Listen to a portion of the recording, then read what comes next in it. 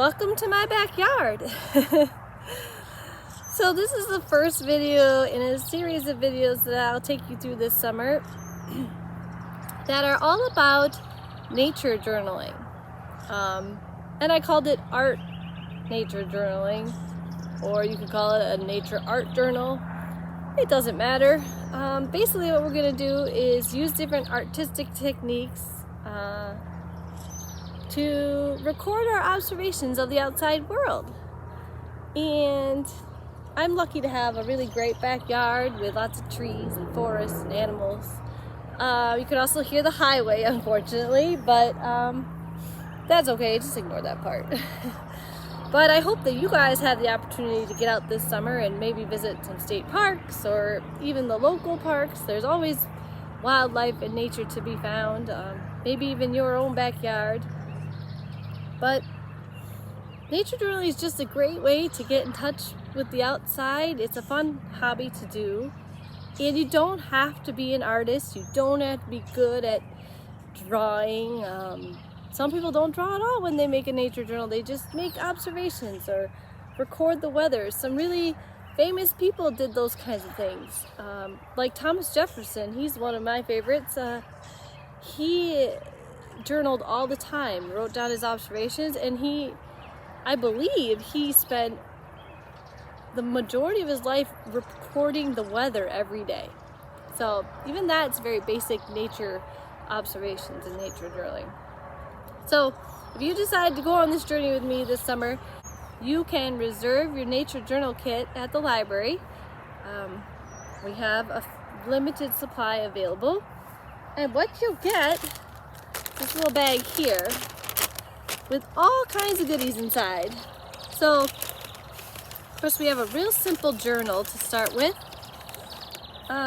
just a basic craft paper journal, and that's okay. But I've also given you, there's some wax paper in there, some graph paper sheets, some watercolor sheets, because we are going to make use of all these things in our journals this summer. You'll also get a simple watercolor set, so you can be adventurous and try that. And I'll give you a paintbrush and a pencil for making observations and a ruler, so that you can, maybe you find a really awesome leaf and you want to measure how large the leaf is and make note of that like a scientist. Or an animal track. You know, I find deer prints in my backyard and I like to sometimes comment on how big they are, and we can compare. So there's also going to be a crayon and a stick of charcoal we're going to use that to do some leaf rubbings and bark and tree ring rubbings, so that'll be fun as well. And of course you're always welcome to use any other art supplies you like markers and colored pencils and Sharpies and fancy pens. You don't even have to use the little tiny journal that I'm giving you. You can definitely use your own, or just use a clipboard and a piece of paper. I've done that as well. So call the library and reserve your kit, and then we will continue on this journey.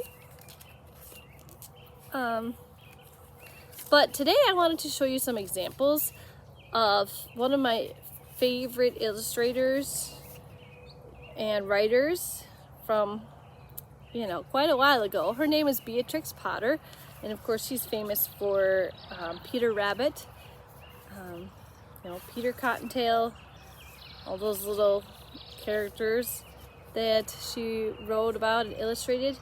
But what's great about Beatrix is that she started at a very early age to actually observe nature around her, and that's why she became such a great illustrator, and why her animal characters were so charming is because she had first-hand experience with those animals and the plants around her. And so here's an example. It might be difficult to see, but this top picture here is very much what I'm imagining when we talk about nature journaling. You're just going to make little sketchy drawings or images if you wish, or just make notes and learn about the world around you. I'm not an expert tree identifier, but I could make a cool sketch of a leaf and then look it up later, or maybe take a photograph with my phone and check that out. It's just a way to learn. But this here, these caterpillars and leaves were done by Beatrix when she was only 9 years old. So you can start at any age, and it's really awesome. By the time she was 14, she was doing watercolor paintings like this with the beautiful flowers.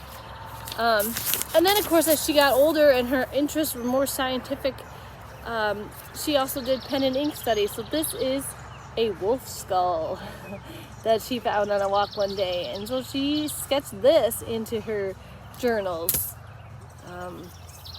She also liked to study life cycles. So here are the mushrooms, fungi that are growing on this log, and she made note of like the beginning of its life and what it looked like when it was full grown. So very interesting. Here's another mushroom, which I think fungi are kind of fun. Maybe we'll find some on our adventures this summer. And then she's got these newts that she studied, and she made notes of how this one's a male who's showing off to the ladies, and then this is a female. See how much different and less exciting that one is. So really, anything outside you can choose to observe or make note of. Go ahead and pick up your kit and do as you please to your journal. Maybe you'll personalize the outside. Maybe you'll go on a walk and make some notes of what you saw that day. It really doesn't matter. It's a way to express yourself and to make note of what you've seen and what you've done. Be sure to put the date down when you make those notes or those drawings, so that you know exactly what's going on, or you can look back on it and say, oh yeah, I remember that walk, that was fun. So I hope you all will stop and get a kit from the library, and next time we meet I will have some of my own observations and examples to show you, and I'll show you a particular technique that you can try when you're out on your nature adventures. But until then, I hope you get outside and enjoy life, and stop in the library, get some books about tree identification or bird calls or whatever you might notice around your neighborhood. But until then, have a great day. Bye.